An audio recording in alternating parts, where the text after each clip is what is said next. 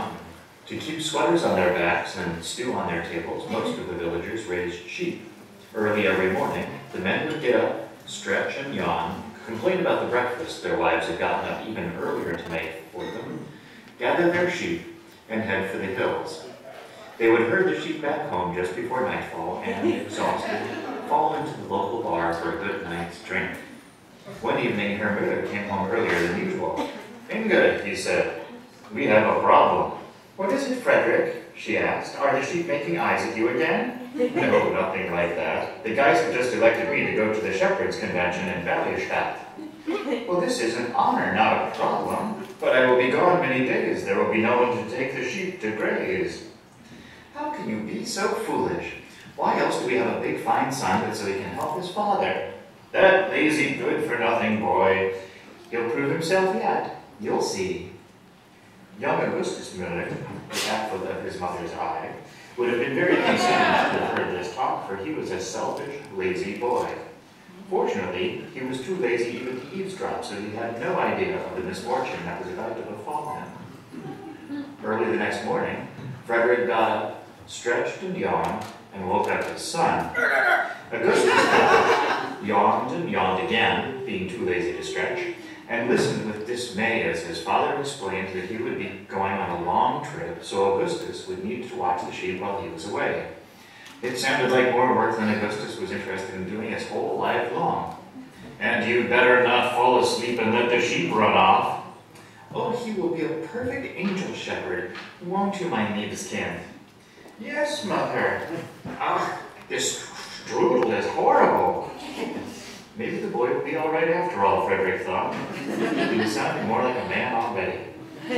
So Frederick left for the convention, and Augustus took the family sheep and headed for the hills. His doting mother sat in a lunch along with him, which he immediately opened and fed to the first goat he came across. Because, as everyone knows, goats will eat anything. 5 hours later, we find Augustus halfway up the mountain and half out of his mind with boredom. He played Count the Sheep and Sheep's Cradle and hide-and-go sheep till he was sick of them all. He was about to take a nap out of sheer desperation when he suddenly got a wunderbar idea.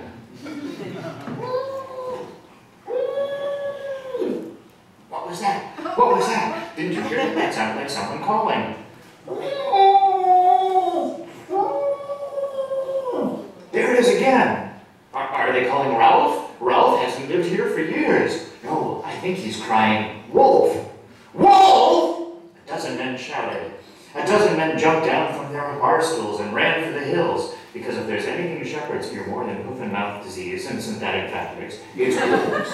They ran up the mountain. They ran and walked a little, and then ran some more, until they finally reached the meadow where Augustus, because of course it was him, was hollering "Wolf!" at the top of his lungs. "Where's the wolf?" they asked. "You should see yourself, stupid old Ben. Benny's bouncing as you run." "Ha!" replied Augustus. And the men backed away slowly because the lad was clearly insane. But this didn't stop them from being quite angry with him as they gasped their way back down the mountain.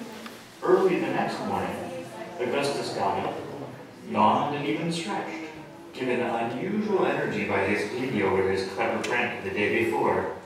So buoyant was he that he insulted both the strudel and the spätzle before heading out with the sheep. Around lunchtime, or perhaps a little before, the older shepherds were once again perched on their usual drinking stools in the bar. And once again there came a frantic shouting from the mountain. "Do you hear something?" "Oh, no, I'm not falling for that again." "Me neither." And so on from the assembled men until a voice spoke from across the room. "But what if it really is in trouble this time?" It was Helmut Hampstedt of the village goat herd. Helmut always sat a bit apart from the others because, as everyone knows, goats and the people who spend time around them don't smell very good. "Wouldn't we feel bad?" he finished. "Hell, Helmut, I guess you're right." And up the mountain they all ran once again, Helmut in the lead. As they arrived, panting, to the pasture where Augustus was waiting, he collapsed in laughter. "Fool you once, shame on me."